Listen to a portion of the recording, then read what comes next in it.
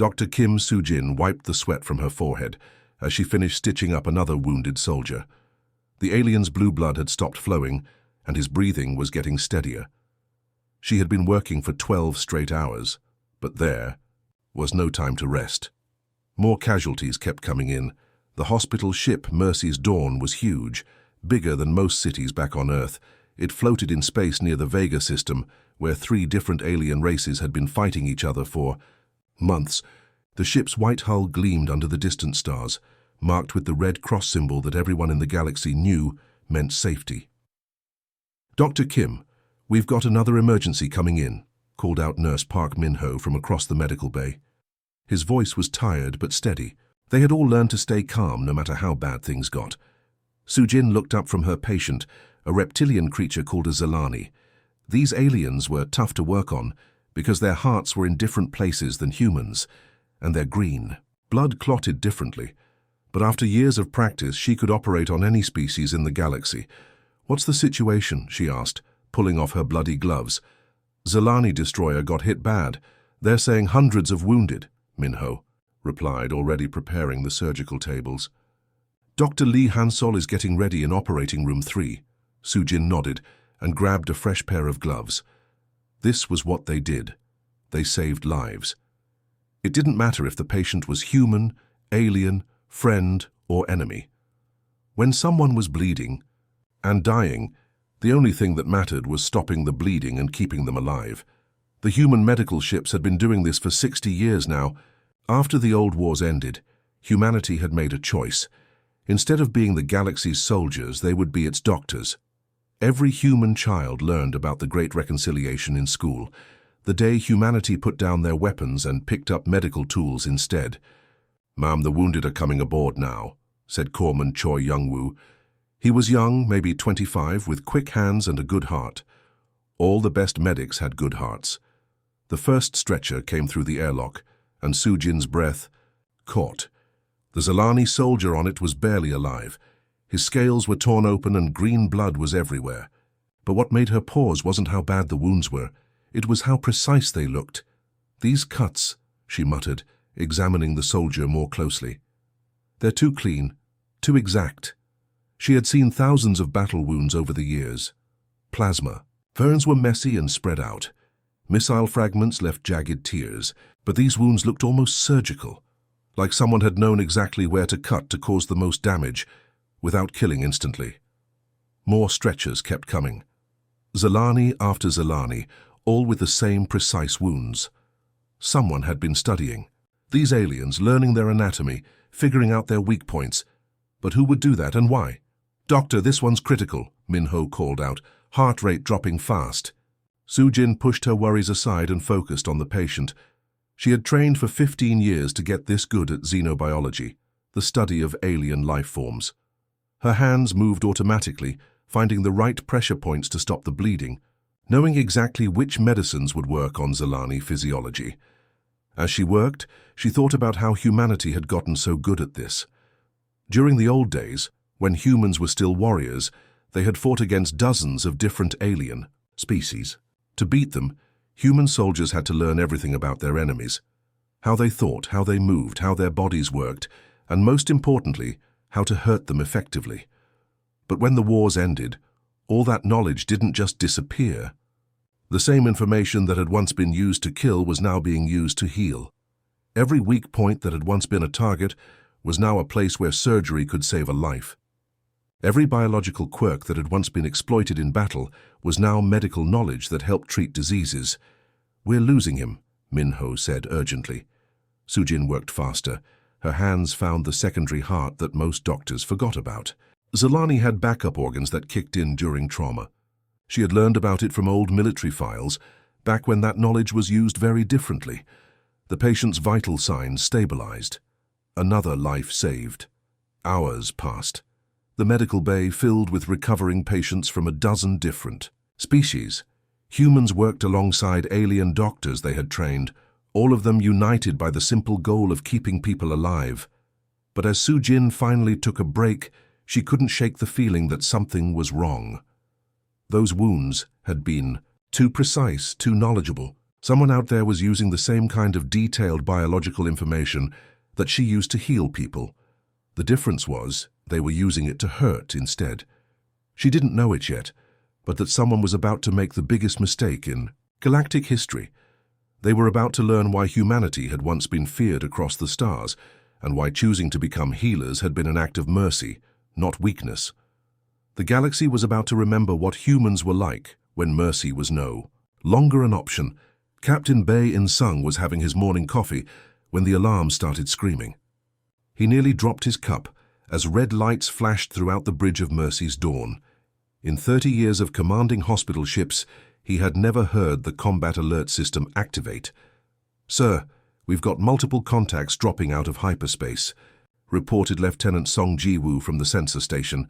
Her voice was shaking. They're big, sir. Really big." Bei set down his coffee and moved to the main display. What he saw made his blood run cold. 12 massive warships had appeared around them, their dark hulls bristling with weapons. The distinctive angular design told him everything he needed to know.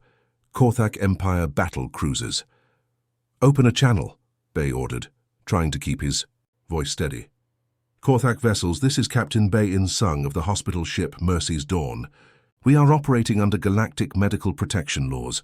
Please state your intentions." The response came immediately, and it was not what he expected. "Human medical vessel, you have 30 seconds to prepare for boarding. Resistance will be met with destruction." Bei stared at the communication panel in disbelief. "They can't be serious. We're a hospital ship. We're treating their own wounded right now." Down in the medical bay, Dr. Kim Soo-jin was working on a Korthak soldier who had been brought in just yesterday. The alien's thick exoskeleton had been cracked by shrapnel, and she was carefully sealing the damaged sections. Korthak were tough creatures. They looked like giant beetles walking on 2 legs with natural armor that could stop most small weapons. "Dr. Kim, are you hearing those alarms?" asked Nurse Park Min-ho, looking worried. "Probably just a drill," Soo-jin replied, not looking up from her patient. "Captain Bei likes to keep everyone sharp." But it wasn't a drill. On the bridge, Captain Bei watched in horror as the Korthak ships powered up their weapons. The energy readings were off the charts, enough firepower to destroy a small moon. "Sir, they're targeting us," Lieutenant Song reported, her voice barely a whisper. "All weapons are locked onto our position." Bei grabbed the ship-wide communication system. "All hands, this is the captain. We are under threat from hostile forces. All medical personnel are to continue their duties. We are a hospital ship. International law protects us. They cannot fire on medical vessels." But even as he said it, Bei felt a cold certainty in his stomach. The Korthak weren't following any laws today. The first plasma blast hit the ship's outer hull like a hammer blow. Mercy's Dawn shuddered and groaned as metal twisted and atmosphere began venting into space. Emergency bulkheads slammed shut automatically, sealing off the damaged sections. In the medical bay, the lights flickered and went out for a moment before the emergency power kicked in. The artificial gravity fluctuated, making everyone stumble. "What was that?" Min-ho asked, grabbing onto a surgical table for support. Soo-jin looked at the Korthak patient on her table, then at the human medics around her, who were still working on alien patients from a dozen different species. "They're shooting at us," she said quietly. "They're actually shooting at a hospital ship." Another blast rocked the vessel. This time, the impact was closer to the medical sections. Through the reinforced windows, Soo-jin could see debris floating past, pieces of their own ship being torn away by the attack. The Korthak patient on her table tried to sit up, his compound eyes reflecting the emergency lights. In broken galactic common, he wheezed, Why they attack healers?" Soo-jin helped him lie back down. "I don't know," she said softly. "I really don't know." Captain Bei's voice came over the intercom again, but this time it was different. Calmer, sadder. "All hands, this is Captain Bei. It appears that our attackers do not intend to honor medical neutrality. Continue your duties, save who you can, and remember, we chose to heal instead of harm. That choice defined us." Dr. Kim Soo-jin pulled out her personal recorder, a small device that every senior medical officer carried to document important cases. Her hands were steady as she activated it, even though explosions were getting closer. Emergency transmission. To Earth Medical Command, she began, speaking clearly despite the chaos around her. This is Dr. Kim Soo-jin aboard hospital ship Mercy's Dawn. We are under unprovoked attack by Korthik Imperial forces. They are deliberately targeting medical personnel and patients in direct violation of all galactic conventions. Another massive impact shook the ship. Through the hull, she could hear the terrible sound of metal tearing. Somewhere nearby, people were screaming, "We have 893 human medical personnel aboard, along with over 2,000 patients from various species, including Korthak wounded. The attackers are firing on their own people." Her voice caught slightly. "If anyone receives this message, tell Earth Medical Command that we maintained our oath until the end. And tell them that Admiral Zhou was right. Sometimes you have to fight for the right to heal." The recording device sparked and went dead as another blast tore through the medical bay. Emergency alarms were screaming now, and the ship's computer was announcing catastrophic damage to the reactor core. Soo-jin looked around at her fellow humans, still working to save lives even as their own ship died around them. Nurse Minho was performing CPR on a wounded alien. Dr. Lee Hansol was trying to move critical patients to safer areas. Corpsman Choi Young-woo was distributing emergency oxygen masks to everyone he could reach. They were going to die, but they were going to die as healers. The reactor went critical at 14:37 Galactic Standard Time. The explosion was visible from 3 star systems away, but the transmission had already been sent. And Earth was listening. Admiral Ko Dong-hyun was feeding pigeons in Central Park when his old military communicator started beeping. He hadn't heard that sound in 23 years. The device was supposed to be dead, a relic from his days commanding the most feared military unit in human history. He looked at the small screen and saw a priority message from Earth Defense Command. Just 4 words: "We need you back." Ko was 72 years old now, with grey hair and wrinkles around his eyes. He spent his days reading books, taking walks, and trying to forget the things he had done during the war years. But as he read the message, something cold and familiar stirred in his chest. An hour later, he was sitting in a conference room deep beneath Geneva, facing the 5 members of the World Assembly Emergency Council. The room was plain white, with no decorations except for the flags of Earth's United Nations. These were the people who had disbanded his unit decades ago, who had told him that humanity's warrior days were over. "Show me," Ko said simply. They played the footage on the main screen. The hospital ship Mercy's Dawn burning in space. Human doctors in white coats being vaporized while they tried to save lives. Dr. Kim Soo-jin's final transmission, her voice steady even as her world ended around her. Ko watched it all without changing expression, but his hands, resting on the table, slowly clenched into fists. 893 medical personnel, said Council Chairman Park Seong-ho, plus over 2,000 patients they were treating. The Korthak fired on a clearly marked hospital ship. "I know what they did," Ko replied quietly. "The question is, what do you want me to do about it?" "The Reaper Corps," said Councilwoman Yoon Mi-young. "We need to bring it back." Ko laughed, but there was no humor in it. "You disbanded us, remember? Called us an embarrassment to human values, said we were too dangerous to exist." "That was before this," Chairman Park said, gesturing to the screen, where the burning hospital ship still floated. "Every human medical vessel in the galaxy is withdrawing to safe zones.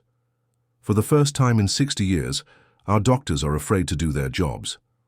Ko stood up and walked to the window. Far below, he could see people walking on the streets, living their peaceful lives. None of them remembered what humans had been like during the expansion wars. They had grown up in a world where humanity was known for healing, not fighting. "Do you know what we called ourselves back then?" Ko asked without turning around. "Before you gave us the name Reapers?" The council members waited. "We called ourselves the Quiet Ones because we learned everything about our enemies before we fought them. Their languages, their cultures, their biology, their psychology. We studied them so completely that defeating them became almost surgical." He turned back to face them. When we became doctors instead of soldiers, we didn't lose that knowledge, we just started using it differently. Every alien species we've treated, every patient we've saved, we've been learning about them the whole time. Councilwoman Yoon leaned forward. You're saying our medical knowledge could be weaponized? I'm saying it already is a weapon. We've just been choosing not to use it that way. Ko sat back down. Dr. Kim Soo-jin knew exactly where every Korthak's vital organs were located. She knew which frequencies would disrupt their nervous systems. She knew which chemicals would paralyze them and which would kill them. She used that knowledge to heal them instead of hurt them. The room was very quiet. If I do this, Ko continued, if I bring back the Reapers, it won't be the same unit you disbanded. These won't be young soldiers learning to fight. These will be doctors and nurses and medics who already know everything there is to know about alien biology. They'll know exactly how to hurt every species in the galaxy because they've spent decades learning how to heal them. Chairman Park swallowed hard. How long would you need? To recruit? 2 weeks. Most of our medical personnel are already trained fighters. You have to be to work in war zones. To prepare, another month to modify our equipment and ships. Ko paused. To destroy the Korthak Empire. That depends on how much of a message you want to send. 3 days later, the call went out across Earth's medical networks. Former battlefield medics, combat surgeons, and emergency responders started receiving encrypted messages. The message was simple. The healers need protectors. Report for duty. Dr. Jung Subin had been chief surgeon at Mars Medical Center for 15 years. Before that, she had been a combat medic during the border wars. When she got the message, she looked at her hands, the same hands that had performed thousands of life-saving operations. She knew exactly what those hands could do in the opposite direction. She submitted her resignation that afternoon. Major Nam Do-yeon had been running a trauma center on Titan. During the old wars, he had been a specialist in enemy biology, a polite term for knowing how to kill aliens efficiently. Now he used that same knowledge to save lives in the emergency room. He left for Earth the next morning. All across human space, the pattern repeated. Doctors, nurses, medics, and surgeons, people who had spent decades healing the galaxy's wounds, quietly packed their bags and headed home. The galaxy's other species watched nervously as human medical ships continued withdrawing from combat zones. Some alien leaders dismissed it as cowardice. The Korthak Empire issued a statement calling humans weak healers who run at the first sign of real conflict. They had no idea what was coming. On Earth, in a secure facility outside Geneva, Admiral Ko Dong-hyun stood before 3,000 volunteers. All of them wore medical uniforms, but their eyes held something different now, something harder. For 60 years we chose mercy, Ko told them. We chose to heal instead of harm. The galaxy respected us for that choice, and we were proud of it, but the Korthak have reminded us of something important. Mercy is only meaningful when you have the power to choose otherwise. He paused, looking out at the faces of people who had dedicated their lives to saving others. Today we make a different choice. Today we remember why they called us Reapers. The sleeping giant was waking up. The human fleet appeared out of nowhere, like ghosts materializing from the void of space. One moment the Korthak patrol was alone in the outer system, and the next moment they were surrounded by ships they thought were legends. Admiral Ko Dong-hyun stood on the bridge of the dreadnought. Final diagnosis, watching the enemy vessels scramble to respond. The Korthak ships were impressive, massive, armored, bristling with weapons that could crack planets. But Ko wasn't worried. He had something better than big guns. He had doctors. "Sir, the Korthak flagship is hailing us," reported communications. Officer Lim Sun-woo. She had been a field medic during the border wars, specializing in trauma surgery under fire. Now she was using those steady nerves to coordinate a very different kind of operation. "Put them through," Ko said calmly. The alien face that appeared on screen was terrifying, all mandibles and compound eyes, with natural armor plating that made them look like walking tanks. This was Fleet Commander Zak Thul, one of the Korthak Sea. Empire's most decorated warriors, human cowards, the alien snarled in broken galactic common. "You finally show faces after running like scared children. We will crush you like we crushed your pathetic healers, Ko smiled politely. Commander, I'd like you to meet my tactical officer, Dr. Shin Hyejin. She spent 12 years studying Korthak neurological disorders. She knows your species better than you know yourselves. Dr. Shin stepped into view of the camera. She looked exactly like what she was, a middle-aged doctor with kind eyes and gentle hands. But when she spoke, her voice was clinical and precise. Commander Zakthul, based on your speech patterns and eye movement, I can tell you're suffering from early-stage neural degeneration, common in older Korthak males. The tremor in your left mandible indicates the condition affects your secondary nervous system. In my medical practice, I would prescribe frequency therapy at 7.3 Hz to relieve your symptoms. The Korthak commander looked confused. What are you babbling about, human? Dr. Shin's expression didn't change. I'm explaining why you're about to lose consciousness, sir. The human ships opened fire, but these weren't normal weapons.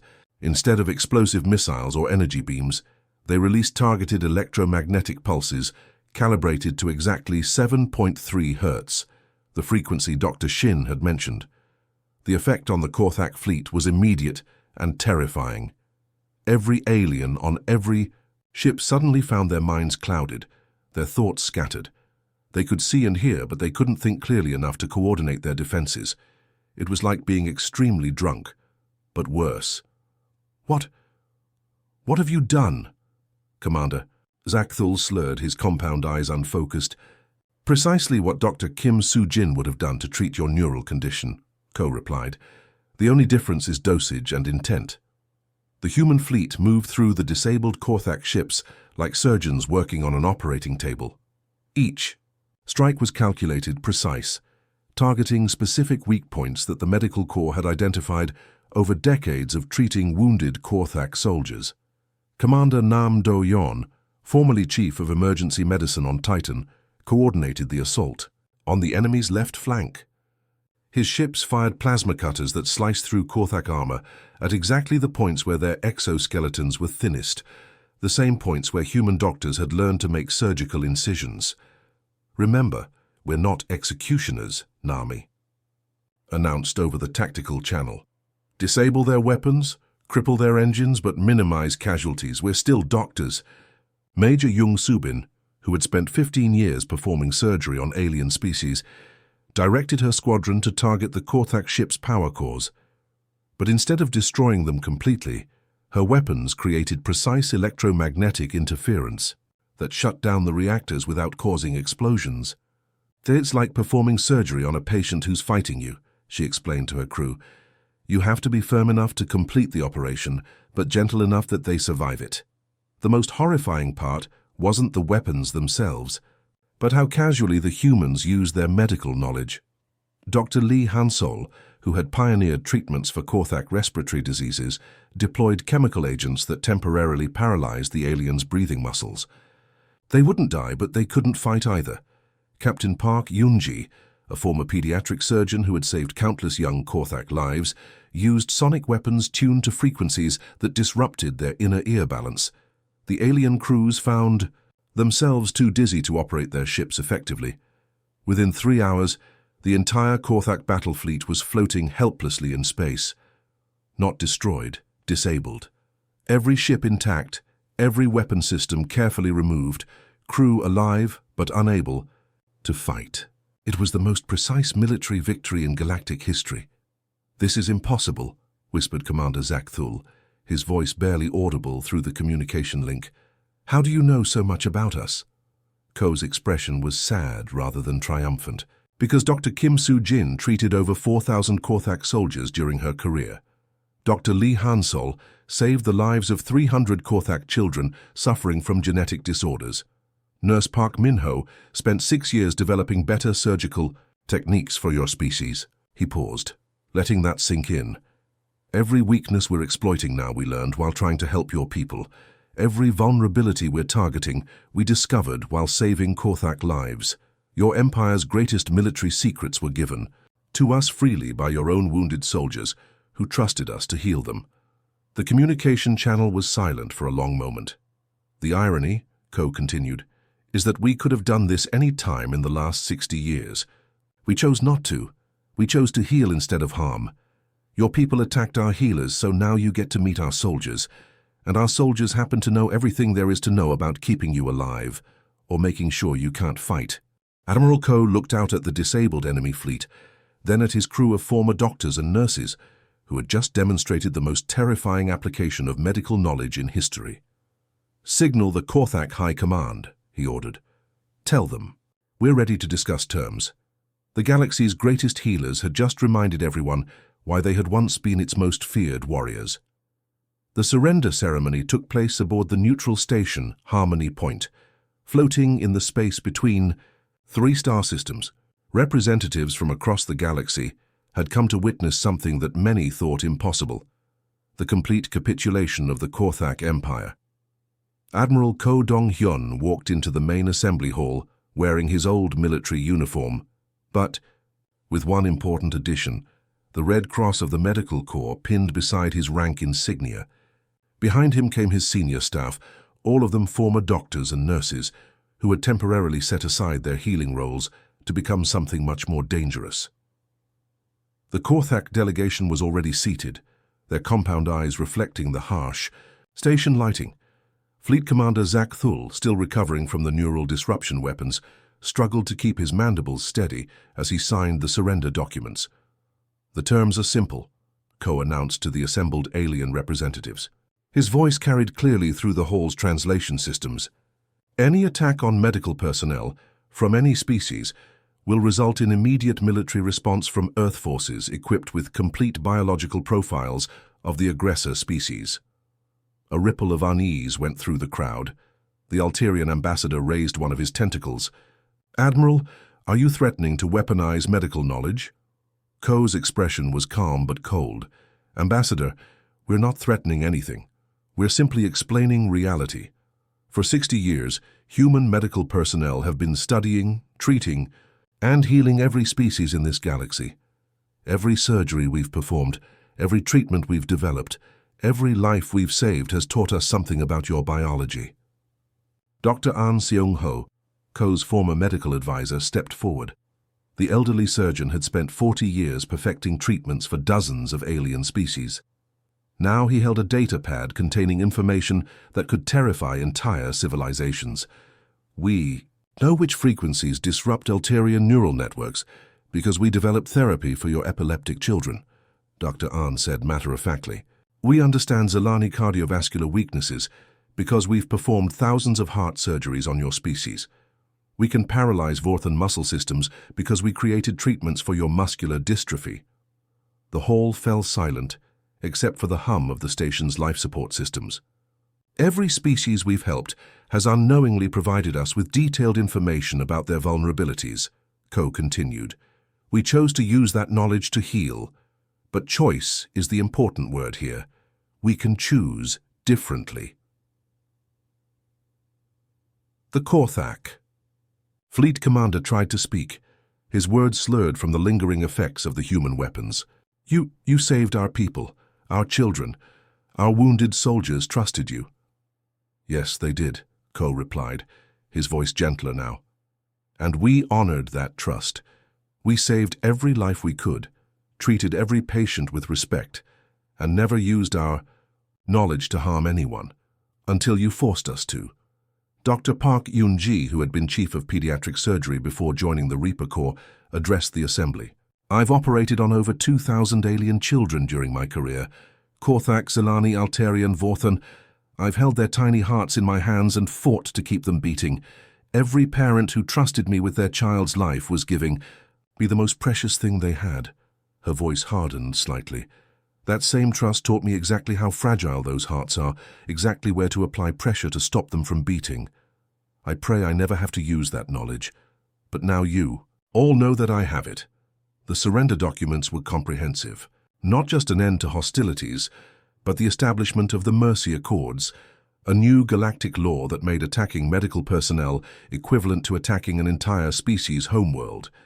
Any violation would trigger immediate response from what the agreement formally called Earth Defense Medical Division, the new official name for the reconstituted Reaper Corps.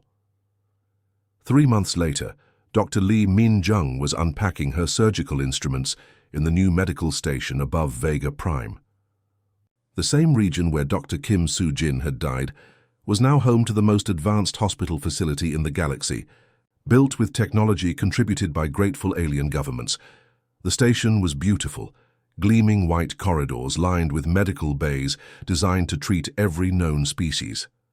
But what made it truly special was the small escort ship docked permanently at the main airlock. The vessel bore the skull insignia of the Reaper Corps, a quiet reminder of the consequences of harming healers. Minjung's first patient was a young Korthak soldier, barely adult by his species standards. He had been injured in a mining accident, his exoskeleton cracked and his internal organs damaged. As she prepared for surgery, she noticed his compound eyes tracking her movements nervously. "Don't worry," she said gently, adjusting her surgical tools. "I'm here to help you." The young alien's translator device crackled as he spoke. "Doctor, are you one of the Reapers?" Minjung paused in her preparations. It was a fair question. She had served aboard the final diagnosis during the campaign against his people's fleet. Her hands had operated weapons designed to disable Korthak nervous systems, but those same hands had also saved hundreds of Korthak lives over the years. "I was," she said honestly. "For 3 months I set aside my medical oath to serve as a soldier, but that's over now. Today I'm just a doctor, and you're just a patient who needs help." She began the surgery, her movements precise and confident. The young Korthaks damaged. Organs were in exactly the locations she expected. She had operated on his species many times before, but this time, like all the times before the war, she used that knowledge to heal rather than harm. As she worked, Minjung reflected on the strange path that had brought them all to this point. Humanity had started as warriors, learned to become healers, been forced to become warriors again, and finally returned to healing. But now their role as healers was protected by the terrible knowledge of what they could do if forced to fight. The galaxy had learned an important lesson. Humanity's greatest strength had never been their weapons or their technology. It was their choice to help instead of hurt, to build instead of destroy, to heal instead of harm. That choice had always been voluntary, an act of compassion rather than weakness. Now everyone understood that compassion was a gift, not a given. And gifts could be taken away if not properly appreciated. The young Korthak soldier recovered fully and returned to his family with a new appreciation for the humans who had saved his life. He would tell his children about the doctors who chose to heal even their former enemies, and about why that choice should never be taken for granted. Above the entrance to every human medical facility in the galaxy, the same inscription now appeared. In the common language of the stars, "Those who would harm the healers shall face those who heal by ending harm." It was both a promise and a warning, a reminder that humanity's mercy was a choice, and that choice would always be protected by those who remembered what humans had been like when mercy was not an option.